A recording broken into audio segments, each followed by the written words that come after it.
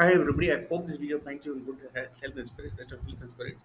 Today I'm going to talk about the need for promoting horizontal collaboration in scientific research across diverse nations in the world. Okay, I'm deliberately not using the word developed and developing nation here because the boundary between those two sets of nations, groups of nations will initially become irrelevant, it will become blurred and hazy. It may vanish into oblivion and obscurity. Similarly, words such as phrases such as third world, okay, etc. Paul Ehrlich famously used it in British Welt in German, but these are practically obsolete at this period in time, at this point in time. Okay, in a previous paper that we have published about cross-cultural research design, we had underscored the importance of cross-cultural design in scientific activity, particularly in the 21st century, because 21st century, more and more people will get involved in science, and particularly in social sciences, cultural proclivities, cultural tendencies are extremely important in determining research outcomes. Okay, this is partially true of what do you say, non-social sciences research also, even in the physical biological sciences also. And culture is of paramount importance in determining research of your temperament, mindset, cultural orientation, mind orientation, everything will play a role in determining research outcomes. Though increasingly it should not. This is a hypothetical and a extremely quixotic long-term scenario. Okay. We also had spoken about emic and ethic perspective. This is a very important concept in social science. Emic means you are talking about yourself. Ethic means a person who is being seen by others. Both emic and ethic perspectives need to be merged and reconciled for greater diversity of views. And we had also introduced several concepts such as representative emic ethic, non-representative emic ethic, dominant emic ethic, non-dominant emic ethic, read by from cross-cultural research design. We now attempt to take those covered step for the concepts of step forward and talk about horizontal collaboration among nations in science. We had spoken about horizontal and vertical collaboration in science and a paper we published a year or so ago. Vertical collaboration means a collaboration between two unequals where one country is forcing its ideas or ideals onto another country. Horizontal collaboration is a place where both people are on equal footing. Okay, and there is a win-win there are win-win paradigms. Win-win paradigms with both parties, both stakeholders to a paradigm are slated to gain or slated to gain usually, and as opposed to a win-lose paradigm where one party is gaining, one party is losing. Win-lose paradigms are not sustainable in the long term. Okay, like colonialists try to impose their ideas and ideals on developing countries or poor countries, but they did not last because they got booted out or kicked out. Okay, horizontal collaboration must not replace vertical collaboration entirely immediately, but complement it where such collaboration makes sense. Wherever developed countries, so-called developed countries, are in better position to transmit their knowledge to developing countries, they can do so-called developing countries, they can still continue to do so. We do acknowledge the fact that Western science has contributed to human welfare. Developed countries also must try to up the ante and must give their sciences a leg up. They must, however, not be self-centered and selfish and self-centric. They must also contribute to human welfare and human progress in general by helping other so-called developing countries improve in science. As Helen Keller says, alone we can do so little, together we can do so much more. As Booker T. Washington said, if you want to lift yourself up, lift up someone else as well. These are very good ideals. We must live up to these ideals. And these have been happening in the recent past. Indian companies also have been investing in Africa. They have been helping the African market by promoting products which are suited to the African market. They have also been investing heavily in South America. The Chinese Belt and Road Initiative is a mixed bag. It has been praised in some quarters, but it has been accused of trying to promote Chinese hegemony. It has been associated with debt trap diplomacy, neocolonialism, and economic imperialism. This is a very negative because people are wary of China in the long run. People have harbored some misgiving against, and so I leave it to people to decide, to the readers, I mean, for the viewers of this video to decide. The Belt and Road Initiative has also been referred to the New Silk Road. They're based on the Silk Road, which existed 1,000 years ago, or so in that region, Central Asia, southern part of Central Asia.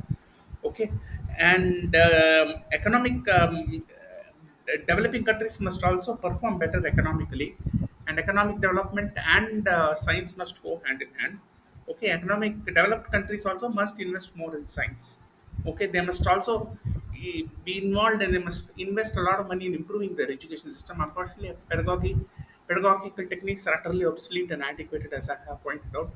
I have come up with seven proposals in my papers. Please read them. I think they will make a world of difference. They will help countries progress in science in general. And we must also come up with the right kind of economic models. In my view, trickle up, bottom up developing models are correct. We must not only invest in infrastructure, we must invest in manufacturing, agriculture, irrigation, permaculture, regenerative agriculture, more crop per drop. Okay, and we must invest in micro irrigation, drip irrigation, etc. All these things are different from socialism. Socialism unfortunately has failed. Let us put it into a pipe and smoke it. Okay, so we must move the needle and we must go forward. In future, we must march boldly hand in hand all the so-called developing countries. Venezuela has been an unequivocal economic disaster, and it has been a disaster in science as well, as given the fact that all eminent scientists and scientists of repute have been leaving in droves. They've been leaving in large numbers. Economic models are also largely Western centric as of now. We need to invent new economic terms and terminologies. People don't understand the difference between trickle up, bottom up models and socialism. Both are entirely different. We also need to move towards a welfare state. This is a different issue. Okay, we need some kind of a compassionate capitalism. We need to understand trickle down and trickle up flow of money. Keynesian economics is also something that Americans may be able to understand, but on the other hand, we also need to develop the economic models which are suitable for developing countries. I have developed concepts under the umbrella of anthropological economics. I have authored three papers till now. Please read these also. And I have also written about economic development models for India and other developing countries. And we also need fieldwork and ethnographic driven models as far as possible. There is a need for us to get out of the Western model, particularly in the social sciences. Many people have understood, of course, there are some white supremacists who want to maintain their hegemony and their stranglehold on sides. But the South African comedian Trevor Noah has also written about the need of developing countries to come up with their own solutions. Okay, if you see some fields of study, they have been Eurocentric. If you see colonists, Indology, some Indologists may have had a very good may have had very good intention. But if you see the study of Indology in general, the beginnings of study of India by travelers from outside the subcontinent date back to the time of Megasthenes. Okay, he wrote a book called Indica. Most of it is lost. Okay, and some small fragments supposedly survive as of now.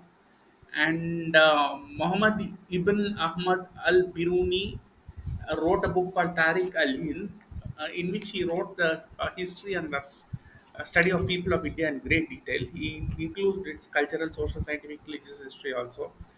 And later on, William Jones, Henry Thomas Colebrook, Gerasim Lebedev or August Wilhelm Schlegel, and others also wrote about India and the great level of depth. Of course, they may have had their own biases, set of biases and prejudices. Some of them may have wanted to write good things about India. Some of them have been driven by intellectual curiosity, if not anything else. The Asiatic Society was founded in Calcutta, now Kolkata, in 1784. Société Asiatique in 1822. The Royal Asiatic Society in 1824. American Oriental Society in 1842. German Oriental Society is in 1845. Japanese Association of Indian Buddhist Studies much more recently in 1949, etc. May have been largely objective, but to some extent they were driven by ideology also and desire to make their own economic hegemony. But I leave it to others to decide. You do your own research and your homework. We had, of course, stalwarts like William Jones. He was a brilliant. He lived in India for a long time. He was a British philologist, Orientalist, and a judge. He studied the relationship, explored and speculated on the relationship between European and Indo-Aryan relationship. He made famously spoke about this in Kolkata. He spoke about what later came to be known as Indo-Aryan languages. He studied, spoke about the relationship between Greek, Persian, Sanskrit, and other languages. And he spoke about Sanskrit as being a wonderful language. He founded the Asiatic Society of Bengal and Kolkata in 1784. Okay, however, he may not have understood the inner working of Indian culture. Of course, Indian culture is complex and a lot of problems are seemingly intractable, but he did not have explored, they have not have want, been able to explore it in sufficient level of depth.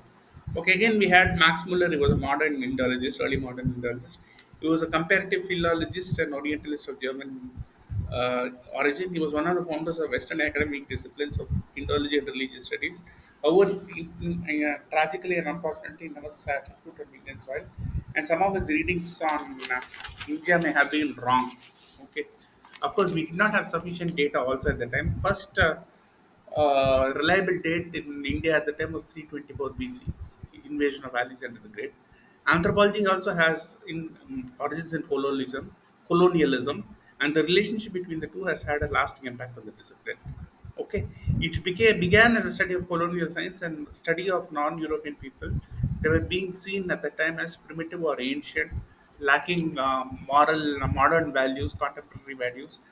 They were not interested in progress or science. That was the way people thought of them. That is because even though the earliest civilizations were non-Western, Egypt, Mesopotamia, Sumeria, China, India, etc., Iraq, and Iran, Persia. Later on, development after the Greeks gravitated towards Europe and later on North America. So they may have been tempered to a large extent by the zeitgeist of their times. Okay, anthropologists also try to see themselves as objective outsiders, and they try to exploit people being studied professionally. That at least is the allegation in some quarters. But again, everything needs to be proven beyond the shadow of any doubt, reasonable doubt. They were also seen by some people as handmaiden of colonialists, etc. And scholars such as Talal Asad provocatively argued that anthropology was the handmaiden of the colonial empire. Okay, of course, there may have been many exceptions. We have had anthropologists such as Edmund Leach, A.R. Slattery Brown, Bronislaw Malinowski, etc. They wanted to write good things about other culture, but of course, there were also cultural differences between Western and Oriental cultures. We have differences in mind orientation, cultural orientation, etc. If we want to bridge the gap between cultures across the world, other cultures also must become more pragmatic and progressive. Okay, they must also become more. They must be more attuned with the developmental needs of the 21st century. To Western, let us also talk about Western science in brief. To Western science, of course, this is undoubtedly they have past few centuries at least. They have greatly contributed to world science and world civilization. Hats off to them. The world owes them a great deal. Western science also has contributed to great human progress. Western intellectual tradition has, however, ridden piggyback on the ancient Greece. In ancient Greece, we had Aristotle, Plato, Archimedes, Socrates, Aristophanes, Philolaus, Heraclitus, Anaxagoras, uh, Ptolemy, etc., and many more. I had written about many other Greek scholars also. I have written about their history. We had Anaximander also. We have Anaximander, and then we had many more. I have written all over. I have mentioned a large number of names in my papers. We'll go through them. And we also had the Renaissance and Enlightenment in the West. We had Nicholas Copernicus, Galileo Galilei, Tycho Brahe, Johannes Kepler, Isaac Newton, Roger Bacon, Thomas Hobbes, John Locke, etc. And a lot of works have been written about Western science. For example, David C. Lindbergh and others have written a lot about Western science. Western science has its pride of place in human history. Past 5,000 years, if you see the history of human civilization for the past 5,000 years, past 600 years have been brilliant in the sense that Western um, the civilization took on the big way and shone the beacon of light on other civilizations as well, helping them also to rise. This cannot be denied because the colonial era, however, has not fully come to an end. New scientific traditions over the past few decades have not arisen in the East. However, there have been many economic miracles in the making. Japan, Korea, South Korea, Taiwan, etc., Hong Kong, Singapore, Malaysia, of late China and India also to some extent. We have a long way to go. However, major scientific traditions have not yet arisen in the East. This is something we want to set right. That's what we have been working on over the past several years, past 20 years at least. And at the same time, we must also bear in mind the fact that old world civilizations such as Egypt and Mesopotamia were not Western at all. Nobody would consider them Western. And the Western tradition is often still contrasted as a binary way of thinking with traditional, old-fashioned way of thinking and traditional knowledge, which is based on traditional knowledge, values, or belief system. It is thought that non-Western cultures only have traditional knowledge, values, belief system. It is thought that they cannot be pragmatic or modern. Okay, this is also wrong, and there must be a change in attitude from both sides. Okay, Western standards of rigorous objectivity and healthy skepticism will also be applied by other countries. This has not yet happened fully. Have not yet happened fully, and the Western science is still used interchangeably and loosely with modern scientific activity. For example, Now, Gregory Basil once said, "No Western scholar." What do you mean by Western scholar? Even Eastern scholars, so-called Eastern scholars, can also be modern and up to date. Okay, and even modern science, particularly in the social science, this has yet to come of age or attain maturity in the modern sense of the term. Okay, and Western science also is not fully pragmatic or practical in the sense we have spoken about pragmatism and practicalism earlier on, and Eastern sciences also don't have that kind of approaches yet. There is also a dichotomy between physical sciences and social sciences. It has been spoken about by C.P. Snow. I have mentioned this essay, two words, to in a great level of depth. China is taking off in fields like taking off in science and technology, but in terms of hardcore core sciences, they still have not caught up with the West, especially in fields such as sociology and anthropology. These still remain the stranglehold of the West. Fields such as economics too have been largely built on the Western experience. I have been trying to set this right and remediate this over the past several years, and I have authored three papers on economics. Okay, I have my approach is not meant to be complementary to traditional economic theory. It's only meant to be supplementary. They're supposed to go hand in hand. Okay, and we also need the renaissances and enlightenments in different parts of the world, particularly parts of Asia, Africa. So I've spoken about this at a great level of depth. Okay, at the same time, a blind anti-West sentiment, anti-West approach is also not good. Careful scholarship is therefore required here. I've spoken about cross-cultural design. I've also spoken about dialectical approaches and reflective equilibrium. Please read my previous trap. Okay, blind hatred of the West is also wrong. Okay, for example, even Mahatma Gandhi unfortunately walked into this trap. He thought that everything Western may have been wrong, and he opposed Western education also and ruined his son Harlal Gandhi's life.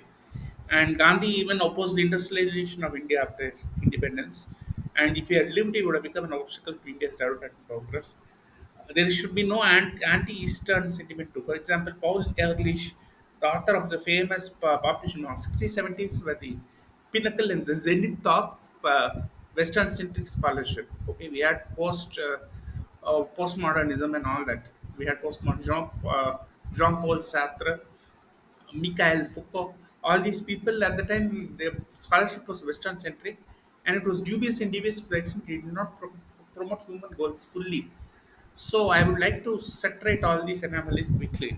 And Sam Altman also said it would be hopeless for Indians to try to catch up with them on uh, well, artificial intelligence. Of course, as the saying adage goes, the proof of pudding always lies in the eating. So I would like to wait for people to prove themselves in India, China, Africa, and other parts of the world. Okay, there are many different benefits of horizontal collaboration. Science and scientific paradigms are applicable to different parts of the developing world can be developed using this approach. Since local conditions may vary widely, this will result in a true spirit of camaraderie and bonhomie, inquisitiveness and scientific curiosity of people from around the world may be kindled, and spirit of scientific inquiry may be fostered. Mutual learning, people will continue to learn from each other quickly and rapidly. Inductive approaches, you know what inductive and deductive approaches are. You know what is deductive nomological model and hypothesis approach. I have written about these in depth. Inductive approaches are good for theorization, and nomothetic approaches are good for grounds of theory building. Like we have grounded theory and other concepts in scientific method. I have written about them also. Sociological 1910 rules, I have written about it in depth, can be applied, and we have the principle of exceptionism. So exceptions can be identified and meaningful solutions for different parts of the world can be demonstrated adequately. Okay. Better theorization will also result as more data is collected and analyzed from different parts of the world. There is no ideological imposition of one culture on another culture. Subaltern alternate studies, which Marxists have harped on ad nauseam, will also be promoted. Established norms also will be challenged always because since many cultures are involved here, there will always be critical rethinking at all times. All concepts and paradigms will be repeatedly examined and re-examined.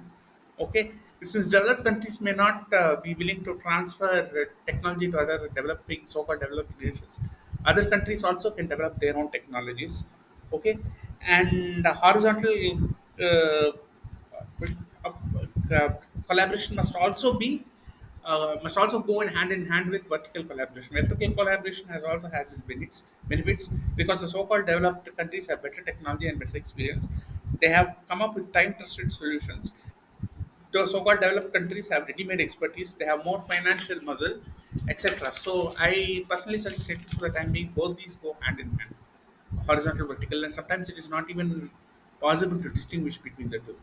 Okay, and there were attempts to collaborate across the world. Vertical collaboration was witnessed at the time. USSR was very strong. Soon after India got its independence from the British, this was the Cold War era. Nehru and Nikita Khrushchev were at the helm of the affairs. USA and USSR were antagonists to each other at the time. And Nehru was more of a Fabian socialist. I've written about Fabian socialism previously. He was left leaning and more or less, but more or less it was communism. He supported democratic socialism, which also has been a catastrophic failure. He leaned heavily on the USSR technical support, and India's 5 year plans were based on Soviet plans. And the Soviets set up several steel plants, and some of these went into losses and went bankrupt eventually. However, these two nations were unequal partners. It was India which leaned on Soviet technology and Soviet expertise. However, most of these ventures are not profitable, and this is an altogether different topic of discussion. Okay? So India did not do that well, and we relied eventually on the US for support during the PL for 80 days. US bailed us out, and many Western nations also in the 60s, 70s gave aid to countries in Africa. So it need not be seen as a pejorative term. Okay, it is like reparations for colonialism in some sense. And even countries like, I mean, foundations like Humboldt Foundation have been pioneering exemplar work in this regard. Today's ground realities are, however, widely different. We have had the LPG in India, liberalization, privatization, and globalization. We have had the fall of capitalism, rise of computers, internet, smartphones, artificial intelligence, etc. According to the new education program, or NEP policy of NEP, Indian universities have been setting up campuses abroad. Foreign universities have been setting up in India. We also have had the Anusandhan Foundation to promote research. We need research in India. Think in India programs. I've written about it extensively. Each country must try to be strong intellectually and scientifically. Education system also must be revamped significantly. I have also written extensively about this. Read my work on pedagogy. We must focus more on scientific method, the distinguishing between science and super science, because the age of rote learning is over. In this age of Google search, anything can be found out in a jiffy. And we also need to empower linguistic have-nots and develop languages, Indian languages lexically. I've written on all this also. And collaboration need not take place only in fields of social science, it can be in all fields of social sciences. Comprehensive 21st century scholarship is required. I've written about this. Okay, so I believe this will benefit science as a whole. Thank you very much. Please read my earlier work also. All these works are interrelated. I hope to see you soon in my subsequent and future videos. Bye.